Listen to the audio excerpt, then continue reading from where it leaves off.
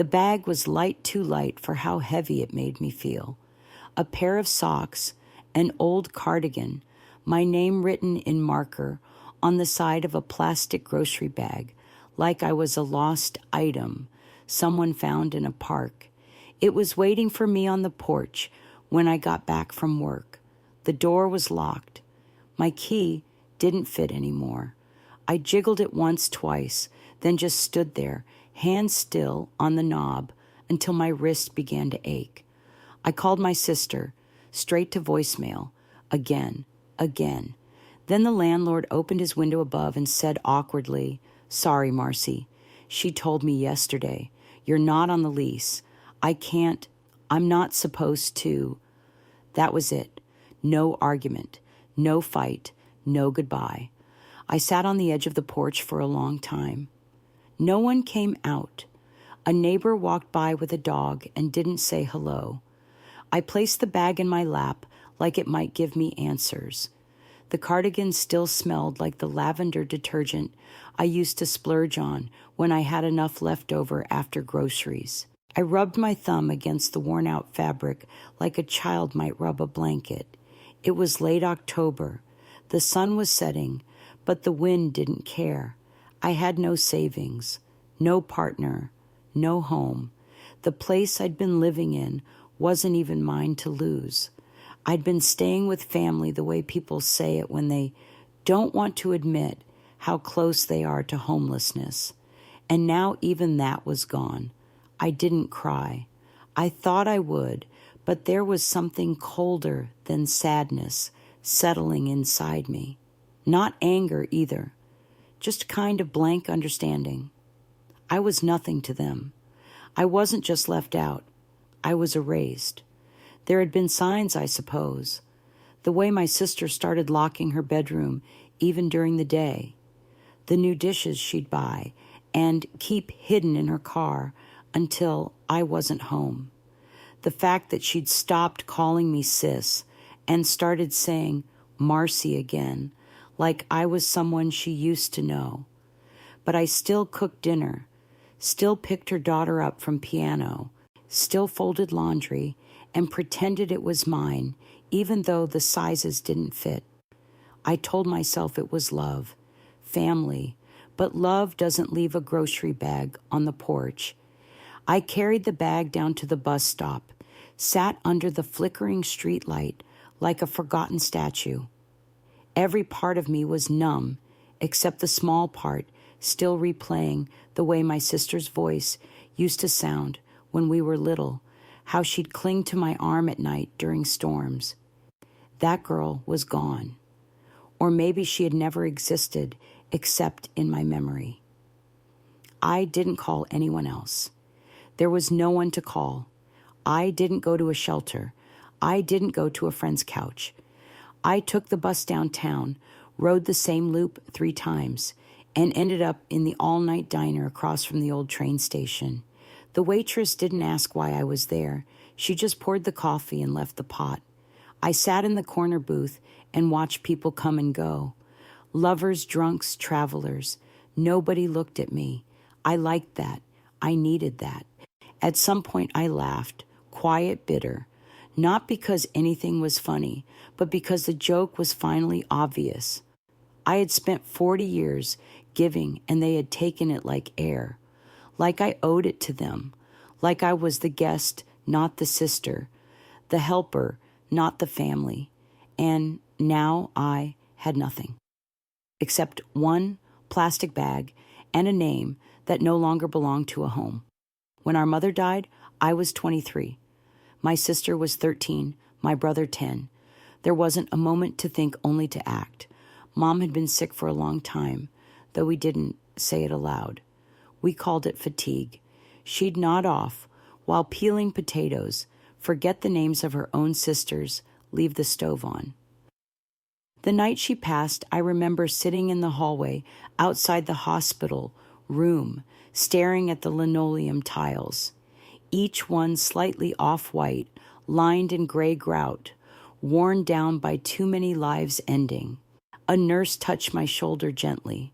I thought she would say something profound, She only asked if I'd signed the release forms. I had. That night, I didn't sleep. I sat in the living room of the tiny house we'd rented since Dad left, holding the shoebox of unpaid bills. The kids were in their rooms. It was the first time I truly felt like a parent, not because of the grief, but because of the sudden, merciless decisions waiting in that box. I sold my laptop the next morning, dropped out of community college the day after that, took a full-time job at the dry cleaners. Just for a year, I told myself, just until things settle. They never did. That first year became 3, then 5. When my sister got into college, I cried harder than she did. I bought her luggage from the thrift store, scrubbed the lining, sewed the tears. I baked her favorite cookies and tucked them in a tin with a note that just said, "Proud of you." She called me from campus the first night, said she was homesick. I stayed on the phone until she fell asleep. I remember staring at the ceiling with the old cordless buzzing in my ear, the battery almost dead, and thinking this is what love is. My brother joined the army, sent me his first paycheck as a surprise. I sent it back. "Keep it," I wrote. "Use it for boots or beer. You've earned it." He framed the envelope and texted me a picture. Said I was too good. That was 15 years ago. Now we only text on birthdays. Sometimes not even then. What I gave them, it wasn't heroic. It wasn't even unusual. People do this every day. But what I didn't understand, what I couldn't imagine, was that the more I gave, the smaller I became in their eyes. Not bigger, not sacred, just assumed. They moved on, built lives, had kids, bought houses. I stayed, held on, paid rent, cooked, waited, and somewhere along the way, they stopped seeing me as someone with a life of her own. I was just the backdrop. I remember one Thanksgiving, maybe 5 years ago, when my niece asked if I was a babysitter. Her mom laughed and said, "No, honey, that's Aunt Marcy. She just helps out. Just helps out." I laughed too, but I felt something cold slide down my spine. I didn't ask for thanks, but I had hoped foolishly that love, real love, would remember where it came from. I used to keep a journal. I stopped after writing the same sentence 3 nights in a row. I don't know where I went, because that was the truth. I had vanished not all at once, but slowly. A cup left out instead of being washed. A birthday skipped. A conversation cut short with "I'm busy," each one a brick, until one day there was a wall, and on the other side of it, they lived bright, polished lives. And I cleaned the grout. I remember the day I caught my sister lying to her friend on the phone, saying she lived alone. I was upstairs folding laundry. I froze my hands in the middle of a pair of socks that weren't mine. "She's just staying for a little bit," she whispered. "It's complicated." It wasn't complicated. I paid half the bills. I moved out 3 months later, came back only after her divorce. She called. Crying, said she couldn't afford rent alone. And I said yes, because that's what you do when you love someone more than they know how to love you back. But even then, I made myself small again.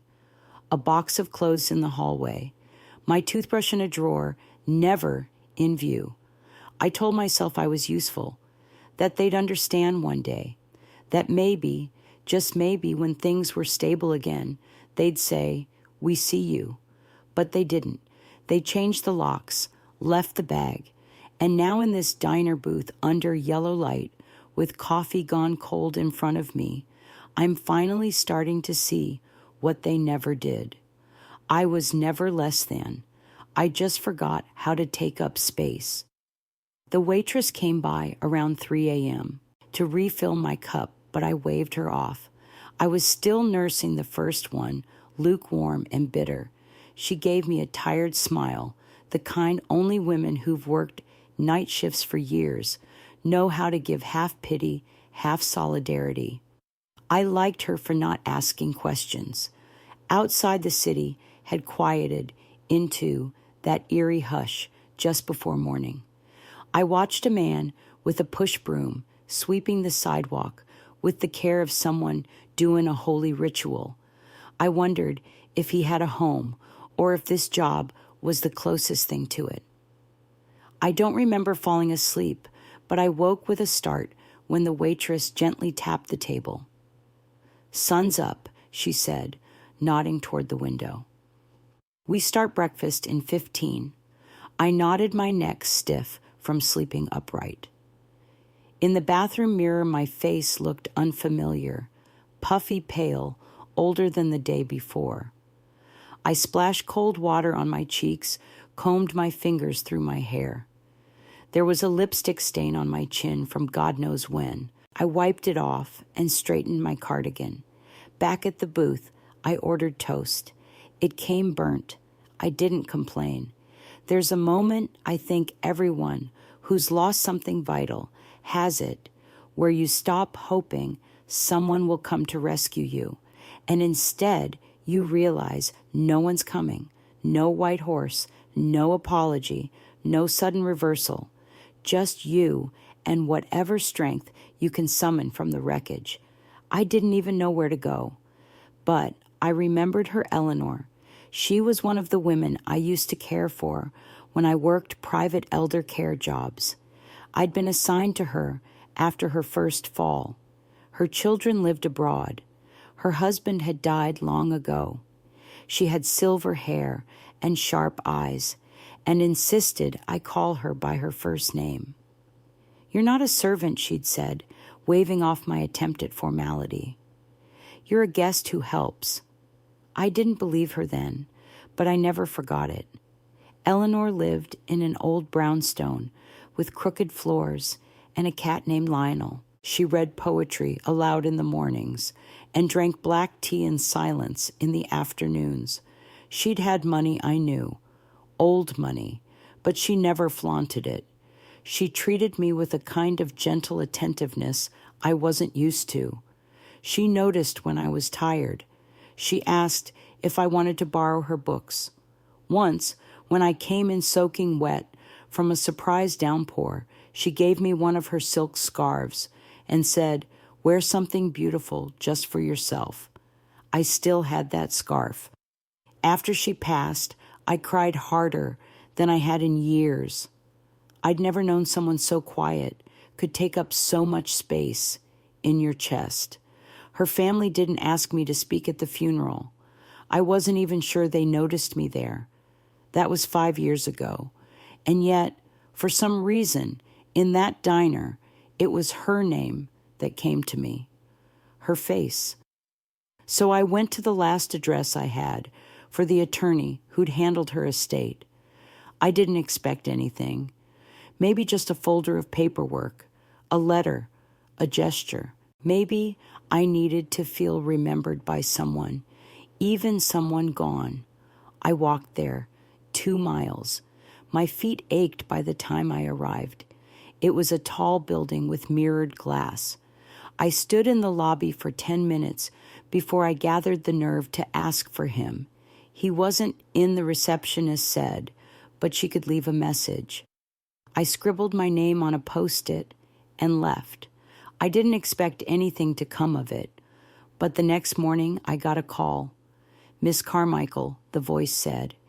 "This is Paul Menning, estate attorney for Eleanor Weatherby. I believe we've been looking for you." I didn't understand at first. "There's a matter of inheritance," he said.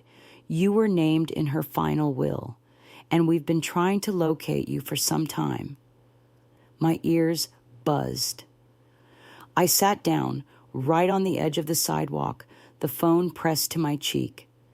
"She left." "Something." He cleared his throat. "She left you her entire estate. Properties, assets, investment accounts. After taxes, it amounts to just over $8 million. I thought it was a mistake. I thought maybe he had the wrong Marcy. I asked him twice to repeat it.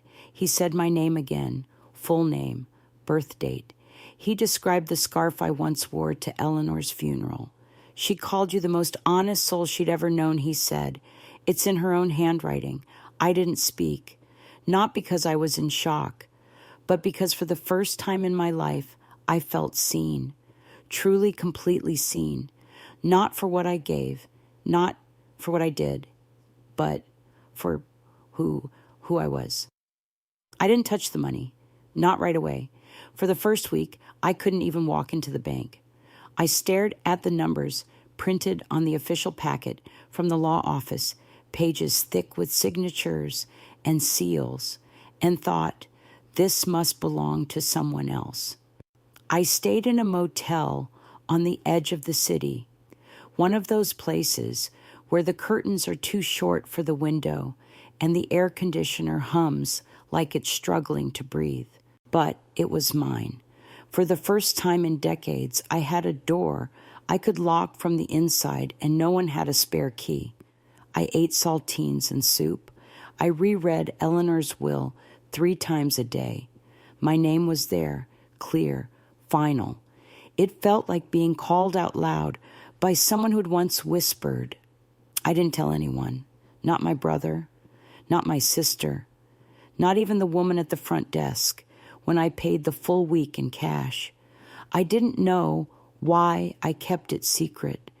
Maybe it was instinct.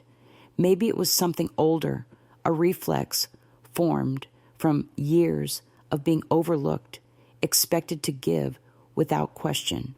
What would they do if they knew? Would they laugh, apologize, suddenly remember the warmth in my name? I didn't want to find out. I sat in that motel room and thought about the life I had never built, the degrees I never earned, the man I almost married but pushed away because my sister needed help with her newborn and I couldn't bear to say no. I thought about the children I didn't have, the birthday cakes I baked for others, the dreams I quietly folded into pillowcases and put away year after year.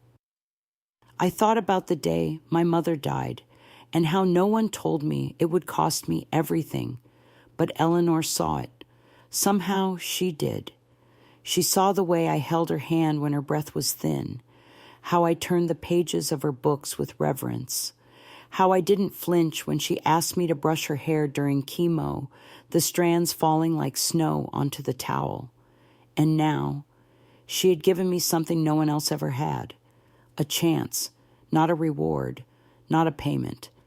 A quiet opening in the sky, like the first ray of light after a storm that lasted too long. I walked to the bank.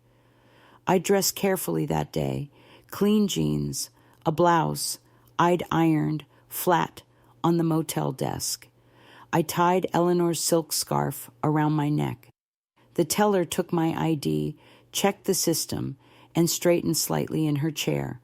Yes, Miss Carmichael, we have everything ready. She didn't blink at the amount. She must see this often. But I felt the weight of it, like a second body behind me. I signed the papers with steady hands.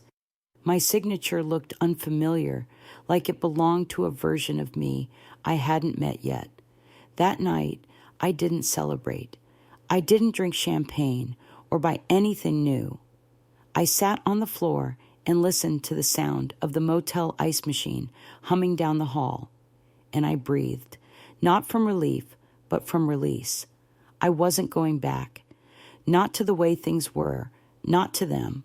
I owed no explanation, no re-entry, no proof that I had changed. I had already changed. The silence I had once endured was now mine to wield.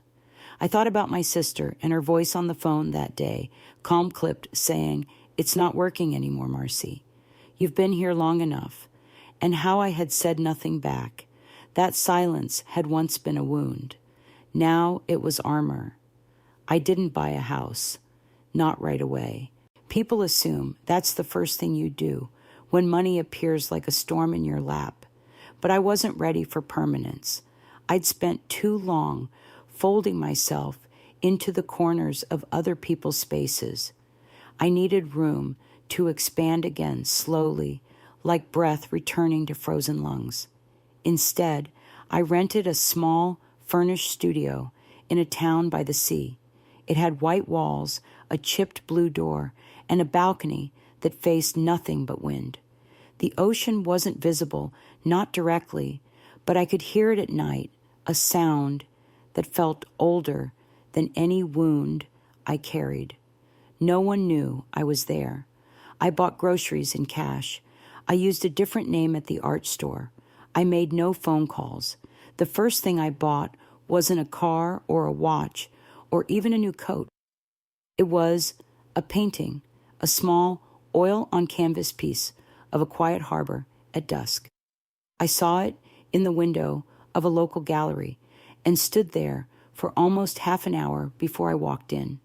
The woman behind the counter asked if I was an artist.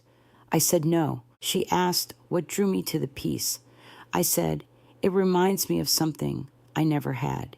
She didn't press, just wrapped it carefully and offered me tea. I hadn't spoken that many words to a stranger in weeks. Each day, I added small pieces to my life. A wooden table, a plant that refused to die, a soft, gray robe that felt like forgiveness. I walked along the boardwalk in the early mornings before the tourists came. I watched the seagulls fight over crumbs, their chaos oddly comforting. Sometimes I thought about calling my brother. He had always been softer than my sister, less cutting, less precise with cruelty. But even he had drifted like something pushed out to sea. I remembered his silence when I asked him to speak up just once when my sister refused to include me on the family vacation. I'm not getting involved, he'd said, and I knew then he already wasn't. Still, I thought of him often, but I didn't call. What would I say? Hi, I'm rich now. No, that wasn't the story. I wasn't rich. I was reclaimed. One day, I passed a bookstore with a help wanted sign. I stepped inside. The owner was in his 60s, wore a corduroy vest, and looked like he'd been running that store since Nixon. You want the job? He asked, squinting. It's mornings. Low pay. I smiled. I don't mind. He didn't ask about my background. Didn't seem to care what I'd done before. He just showed me where the coffee was and how to reset the register. It was the smallest job I'd ever had, and it made me feel whole. There was something sacred about stacking books, lining them up just right, handing a child their first fantasy novel, and watching their eyes widen like a curtain had just lifted on a new world. No one there knew what I had. No one cared. And that was the gift. At night, I lit a candle and wrote letters I never sent. To my mother, I told her I kept the family alive, even if no one thanked me. To my younger self, I told her it was okay to let go, that she wasn't weak for wanting more. To Eleanor, I told her she saved a life she didn't even know was drowning.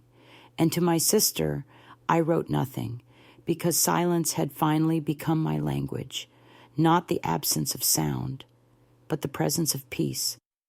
The first time my sister called, I let it ring. I watched the screen flash her name, the same name that once meant safety in the dark when we were girls, and I did nothing. She called again 3 days later, then again a week after that. No voicemail, no text, just missed calls, stacked like unanswered questions. I didn't pick up. I wasn't ready to hear her voice. I imagined what she might say. Would she apologize? Ask where I'd gone? Accuse me of being dramatic? Or worse, pretend nothing had happened? Pretend the locks hadn't changed, the bag hadn't been dropped, pretend the erasure hadn't been complete. I didn't want her guilt. I didn't want her curiosity. I wanted silence to remain clean, untouched. But the past is persistent, even when we walk away from it. One day, I ran into an old family friend at the farmer's market. She didn't recognize me. At first, my hair was longer, my clothes softer, looser. But once she did, her face lit up with the kind of forced warmth I'd seen before. "We've all been wondering where you went," she said, brushing a strand of hair behind her ear. "Your sister said you just left." I smiled gently. I did. No warning. None was given to me either. Her face faltered. She asked if I wanted her to pass along my number. I shook my head. Let them wonder. Let them feel the space I once filled. Let them realize it wasn't empty. Weeks passed. The bookstore became my sanctuary. I spent hours with people who didn't know my history, who only knew me as the woman who gave good recommendations and remembered their names. One afternoon, a teenage girl asked me if I'd always loved books. I told her yes, but what I didn't say was that for most of my life, I hadn't had time to read them. I'd been too busy living in margins, too busy underlining other people's lives. Now I read voraciously poetry fiction biographies of women who had rebuilt themselves. I dog-eared pages that reminded me of who I was becoming, and I stopped looking back. Until one morning, a letter arrived. No return address, just my name, written in slanted cursive, inside a single sheet of paper. No dear Marcy, no salutation, just, "I made a mistake. I thought you'd always be there. I thought you didn't need anything. I thought wrong. I'm sorry." No signature, but I didn't need one. I folded the letter slowly. I didn't cry. Not because I wasn't moved, but because the apology came too late to reach the place that had been hurt. Still, I didn't throw it away. I tucked it into the back of my journal, between pages, filled with the names of people who had seen me and those who never tried. That night I walked to the shore. The wind was high salt, stinging the corners of my eyes. I stood barefoot at the edge of the water and let the tide pull the hem of my jeans. I whispered Eleanor's name once and thanked her, not just for the money, but for the door she opened inside me, for showing me that inheritance isn't always gold. Sometimes it's the permission to live without apology. A month later, I saw them, not in person, but on a screen. I'd made the mistake of opening an old email account. It was one I hadn't touched in months, the inbox mostly filled with newsletters and spam. But buried in the clutter was a message from my brother's wife. "Thought you might want to see this. Hope you're well." Attached was a photo. It was a family barbecue, the kind we used to have every summer in the backyard of our childhood home, the one we lost after Mom died. My sister stood in the center, flipping burgers on a grill she probably borrowed. My brother held a toddler I didn't recognize. Everyone was smiling. The caption read, "Family first, always." I stared at it for a long time, not out of anger, but something quieter. There I was, missing entirely. Not a word, not a mention. It was as if I had never existed. That phrase, family, first echoed in my head like a hymn I had stopped believing in. I had put family first, over dreams, over rest, over my own name, and now they said it like a banner over a photo I wasn't in.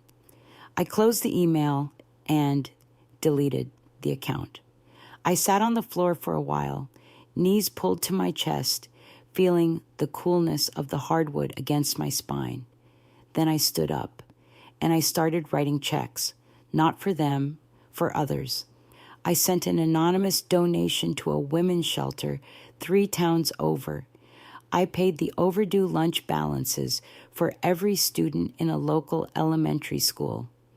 I bought art supplies for the struggling after-school program at the rec center, and I wrote each check with a steady hand, imagining the faces I'd never see, not because I needed to be thanked, but because I knew what it felt like to be invisible, and I refused to let others feel the same.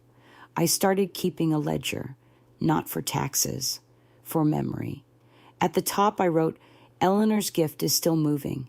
It was my way of keeping her alive, of honoring what she saw in me. And in those quiet acts, I began to understand what it meant to reclaim a life, not just to survive it, but to reshape it, one choice at a time. The bookstore owner noticed something different in me. "You smile more now," he said one morning, handing me a fresh croissant. "I think I forgot how to," I said. "You didn't forget," he said. "You just remembered something else first." That line stayed with me. What had I remembered first, Duty? Guilt. The aching need to belong. But now finally I was remembering joy. One morning I walked into a cafe and ordered a tea I'd never heard of just because the name made me laugh. The woman behind the counter winked, trying something new. "Yes," I said. Finally, the taste was bitter. I drank the whole cup anyway because it was mine. That afternoon I bought a train ticket, no destination, just a ride. I sat by the window and let the scenery blur into watercolor houses, trees, telephone wires, all passing without need for interpretation. I didn't check my phone. I didn't look back. The train didn't go far. But it was enough to remind me movement didn't require permission. I could go wherever I wanted, and I no longer had to explain why. Autumn arrived slowly that year, like someone unsure whether they were welcome. The leaves along the coastline turned the faintest amber, as if trying on the idea of change without fully committing. I watched from my balcony every morning, tea in hand, the scarf Eleanor gave me, wrapped around my neck as the world softened into quiet gold. There was peace in the repetition, the sea wind, the bookstore shelves, the distant laughter of strangers who didn't know me and didn't need to. I had become a fixture in town. The quiet woman at the bookstore with kind eyes and good taste in novels. Some of the regulars started bringing me pastries. Others asked about the painting I'd hung behind the counter. I didn't tell them I'd paid for the new windows when a storm shattered the front glass. I didn't say I covered rent during the slow months. I did it quietly, like everything else in my life. Not for praise, not for thanks, but because I could. And because I knew what it felt like to stand behind glass, looking in at a life you thought you'd never afford. One night, as I was closing up the bookstore, owner Frank asked if I wanted to grab dinner. It wasn't a date, just two people who'd spent enough time in silence to be comfortable in it together. We went to a tiny diner with flickering neon and cracked booths. I ordered pancakes. He ordered meatloaf. We talked about books, about old movies, about regret. He told me he'd once had a daughter he hadn't spoken to in years. He didn't say why. He didn't have to. I nodded, folded my napkin, and said, "Some distances keep us safe." He smiled, "And some bring us home." The next morning, I opened the store early. Let in a woman I'd seen before, always browsing, but never buying. She looked nervous, holding a paperback, like it might break. "I don't have much," she whispered, "but I really want this one."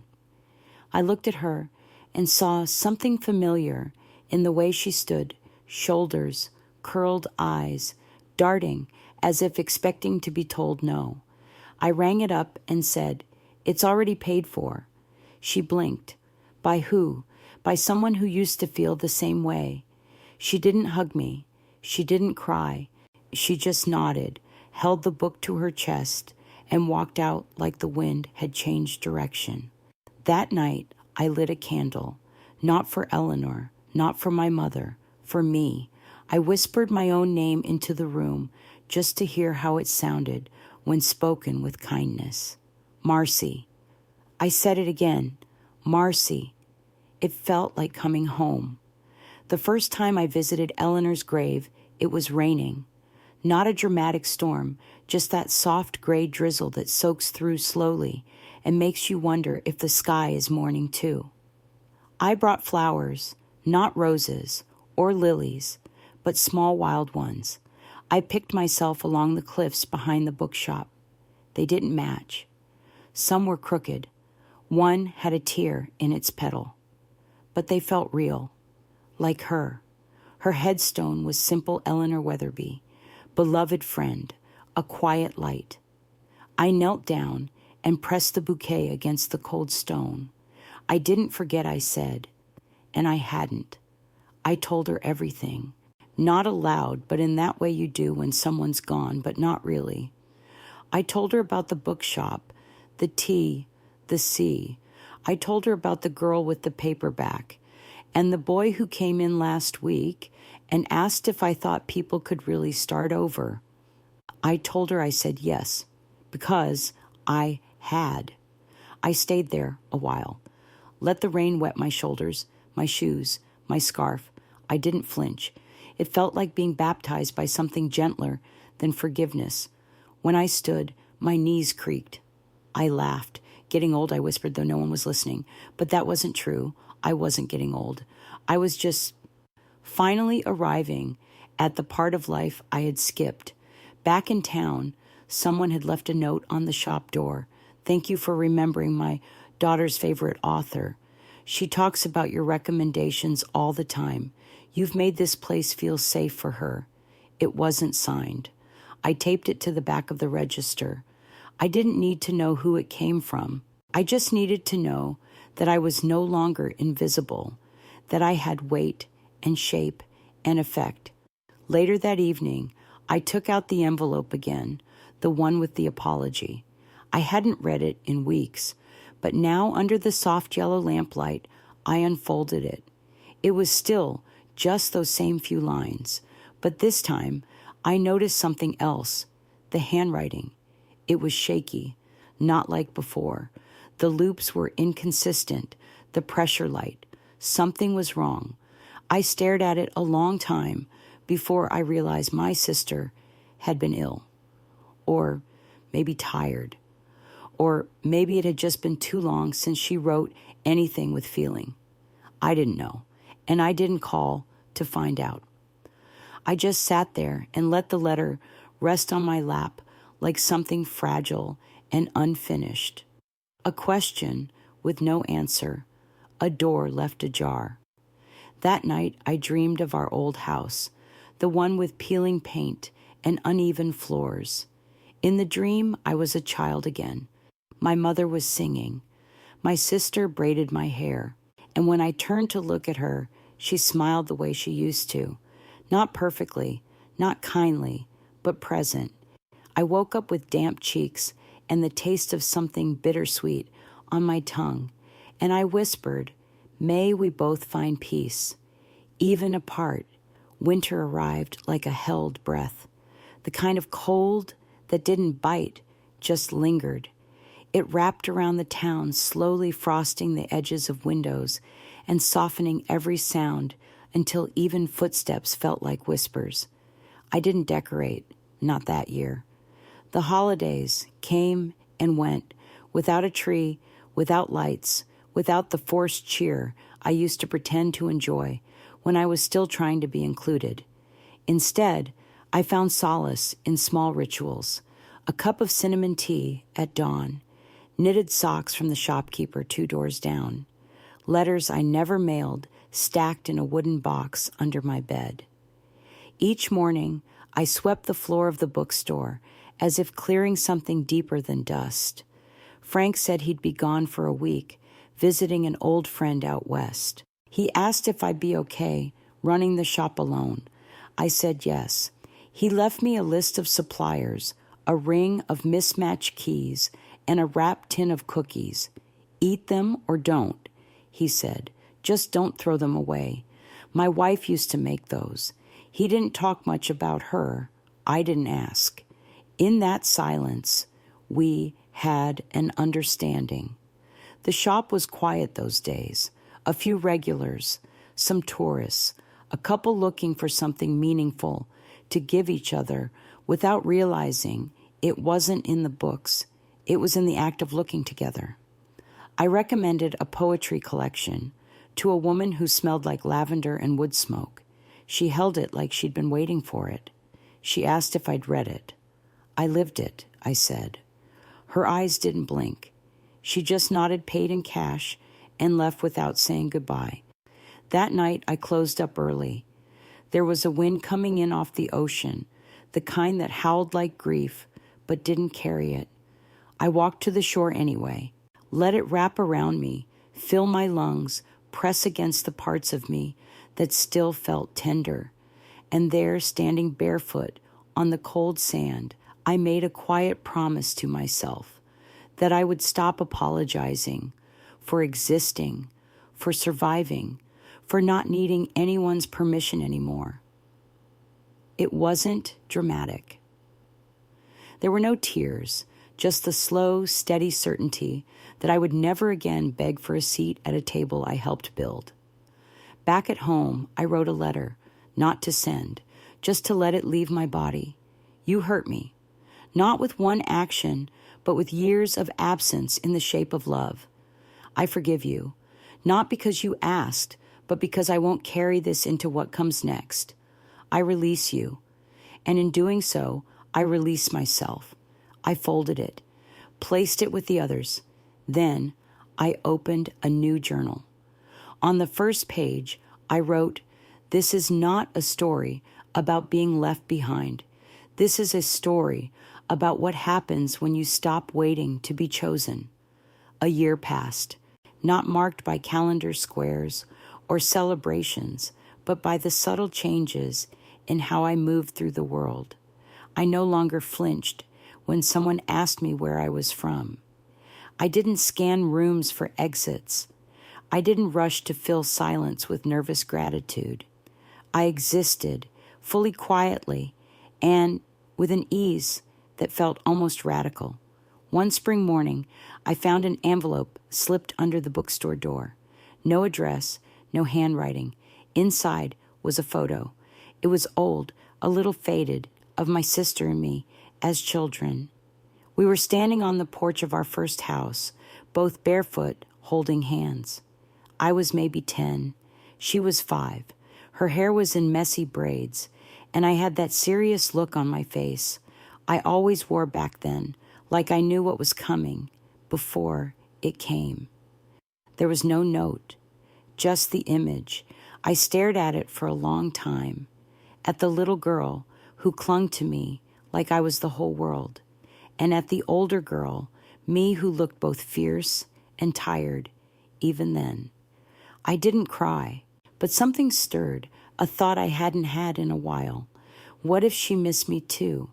Not the version she silenced, not the helper, not the shadow in her guest room, but me, the one who braided her hair, the one who made her laugh during storms. It was a dangerous thought, because it reopened something I'd carefully sutured shut. But I didn't throw the photo away. I placed it behind the register, between the receipt tape and the bookmarks, a quiet reminder that not every version of a person is final, that sometimes we are more than the last thing we did to each other. That afternoon, a man walked into the shop. He was tall, maybe in his 60s, with a limp he didn't try to hide. He wore a wool coat, even though it was warm. He browsed for a while, then asked if we had anything on forgiveness. "Fiction or truth?" I asked. He looked up. "Is there a difference?" I handed him a novel, one I'd read during my first winter by the sea. He read the back cover, then smiled, faint but real. "Have you forgiven anyone lately?" I paused. "Not lately," I said, but I stopped needing to. He nodded like he understood. He paid with cash and left with the book tucked under his arm like a secret. I stood at the door a long time after he was gone. And I thought, maybe this is what healing looks like. Not a parade, not a proclamation, but a simple, quiet exchange between two people who have carried more than they could name. That evening, I sat by the window and opened Eleanor's will again, not to read the numbers, but to reread her words. To Marcy Carmichael, the most honest soul I ever knew. It still made my breath catch, because honesty wasn't something I had been rewarded for in life. It had cost me things, relationships, invitations, peace. But now here it was, returned to me like a blessing in longhand. I lit a candle, not out of grief, but out of reverence, for all the selves I'd buried and all the ones I'd yet to meet. Summer came like a confession, warm, slow, full of truths that didn't need to be spoken. I spent more time barefoot, more time with my hands in the dirt, coaxing life from planters on my windowsill, basil mint small violets that always looked like they were listening. The bookstore had grown busier.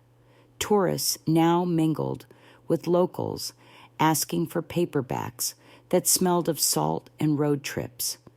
I kept a bowl of peppermints near the counter and started learning names without trying. Some people smiled wider when they saw me. Some brought me stories from other towns, small truths wrapped in books and told with reverence. And one afternoon, a woman came in with eyes just like mine. She looked nervous. She hesitated near the nonfiction aisle, then walked straight up to me with something clenched in her fist. It was another photo. This one was recent. Me stepping out of the bookstore, laughing, hair wind-tangled, holding a coffee in one hand and a book in the other. "Are you Marcy Carmichael?" she asked. I didn't answer, because the question wasn't about my name. It was about whether I was still that version of me, the one they discarded. She opened her hand, showed me the envelope it had come in. It was mailed to my sister's house, she said. She said she found it in our mother's things, said maybe I'd know what to do with it. I reached for it, slowly. No return address. My name again, in that same unsteady hand. Inside was a letter, this one longer. I don't expect you to read this, but if you do, I need you to know I remember everything. The lunches you packed, the stories you told, how you kept the water heater working during winter when the pipes screamed. I remember your hands always doing, always fixing. And I remember how I made you feel small, not just once, but over and over. It wasn't because you were small. It was because I didn't know how to be big without shrinking you. I was afraid of how much I owed you, afraid it would crush me. I'm sorry I waited too long to say this. I understand if you never want to see me again, but I hope you're well. Truly, you deserved the world. I didn't speak. The woman in front of me waited. She wanted me to tell you, she said gently, that our family never worked right again after you left. I blinked, not from shock, but because I felt the smallest shift, like something ancient inside me had finally relaxed. "Thank you," I said. She smiled soft. "You look happy." "I am," I replied, and I meant it, not because things had healed, but because I had. Later that evening, I wrote a letter back, not to send, just to say it aloud. I accept your apology. I release the version of you who hurt me, and I release the version of me who stayed. May we both live lighter. I folded the letter and tucked it into the same wooden box, not out of habit, out of peace, because sometimes the most powerful thing you can do is simply not return, not to pain, not to roles, not to expectations shaped by old debts, just forward, quietly, completely. The tide was high that week. Every night I heard it crashing harder against the rocks, as if the ocean itself was restless. I sat on the beach with a blanket around my shoulders and watched the waves erase every footprint that dared the shoreline. It felt like a metaphor, but I was too tired for poetry. I wasn't sad. I wasn't angry. I was just still. Something in me had stopped reaching, not in surrender, but in relief. I no longer needed answers, or apologies, or explanations from people who had only ever seen me in pieces. Frank returned from his trip with a slight sunburn and a box of dried figs. He looked lighter somehow, though he didn't say much. He handed me a note folded into quarters. I opened it slowly. Thanks for keeping the place alive. My friend passed while I was there. Peacefully. I think you'd have liked her. I didn't ask questions. I just placed a hand on his shoulder and left it there for a moment. Loss doesn't need language when the body understands. That day, a young girl came in asking for a book on birds. She was maybe 7, missing a front tooth, her voice soft but certain. I showed her a picture book with detailed illustrations. She clutched it like treasure. Before she left, she turned and asked, "Are you the owner?" I paused. Frank technically owned the store, but something in her question went deeper. "No," I said. "I just keep it breathing." She grinned, like she understood more than she let on. After she left, I stood in the middle of the shop, letting the stillness settle over me. And I realized I didn't need ownership to belong. I already did, in the way the floor creaked beneath my steps, in the bookmarks customers left behind and never reclaimed, in the stories that found me day after day and asked to be held. That night I wrote another letter, this one to myself. You are not the woman they forgot. You are not the silence they left behind. You are not what they failed to see. You are the one who stayed, the one who endured, the one who left, not with vengeance, but with grace. You are the one who became whole again. I sealed it and placed it at the very bottom of the box. The box was full now, not with grief, but with closure. I opened the window and let the wind scatter pages off my desk. I didn't chase them. Not everything needs to be kept. Some things are meant to drift, like the version of me that once begged to be chosen. She had earned her rest. The town held a summer festival in late July. It wasn't elaborate, just string lights, folding tables, local music, and the smell of kettle corn drifting down the street. I wandered through, slowly sipping lemonade from a paper cup, letting the rhythm of laughter and conversation carry me like a tide. No one there knew my past. They just knew me as Marcy, the woman from the bookstore, the one who always remembered their favorite author, or that their kid liked dragons more than pirates. Someone handed me a raffle ticket. I didn't ask what it was for. I just tucked it into my pocket and smiled. A little girl ran past with a balloon, nearly tripping over my feet.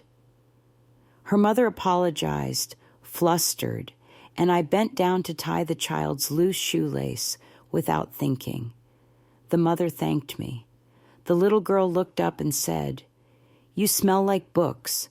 It was the nicest thing anyone had said to me in months. I stood under the soft glow of the string lights for a while, remembering other festivals, ones where I stood at the edges, holding purses, taking pictures, waiting to be invited into the frame. It was always the same. I was there, but not in it. This time I didn't ask for space.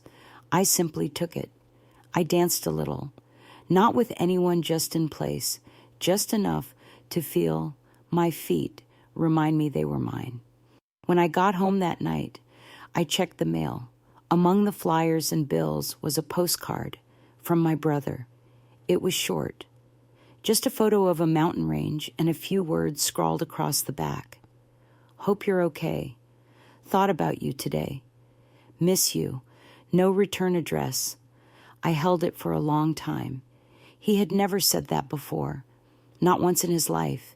It wasn't a request.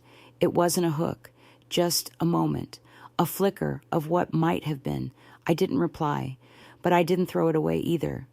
Instead, I placed it beside the old photo of me and my sister. Two things that could never be undone.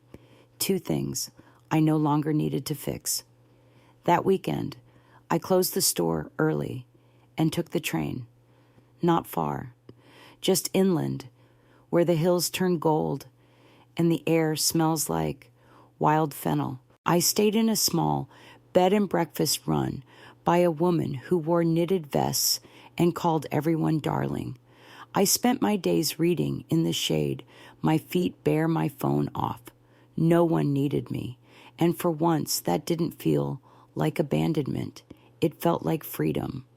I thought about Eleanor, about how she must have known what it meant to go unseen for so long, and how her final act wasn't just a gift of money, but a declaration.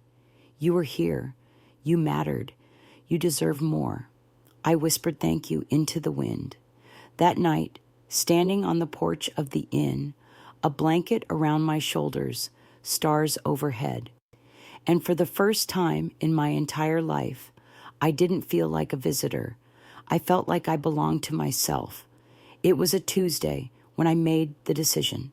No fanfare, no revelation, just me standing in the center of the bookstore, staring at the wall where the afternoon sun hit the paint just right, and realizing I didn't need to stay. Not forever. I had built a life here, a good one, gentle, honest, but the world was wide, and for the first time I had the means and the quiet courage to step into it on my own terms. I told Frank over coffee the next morning. I think I'm going to travel for a while, I said. Maybe a month, maybe longer. He looked at me long and slow and nodded like he'd known before I had. Good, he said. It's time. There was no drama in the leaving. I trained someone to take over my shifts. I packed lightly. Books, a scarf, a photo, a notebook with only half its pages filled. I didn't say goodbye to everyone. Some people don't need the finality.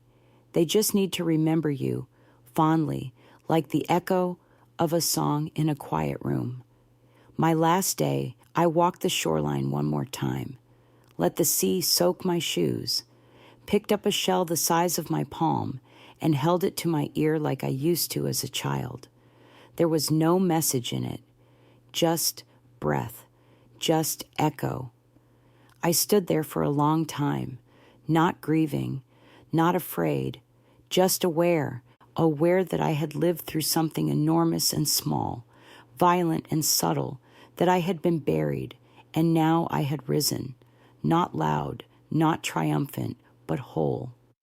I took the train out of town at dawn, window seat, tea in hand, the town growing smaller behind me with every soft curve of track. I didn't cry. I didn't look back. I simply let it all go, the way leaves let go of trees, in fall, not out of despair, but out of readiness. And as the light poured in through the glass, I whispered a line I'd written to myself months before. This is not a story about being left behind. This is a story about walking away finally and fully into your own life. Word count 1032. Awaiting continue. You said some treasures had been recovered. Others, more valuable, still had been discovered for the first time. It wasn't the ending I'd expected. It was better, harder, clearer, more honest. It was mine.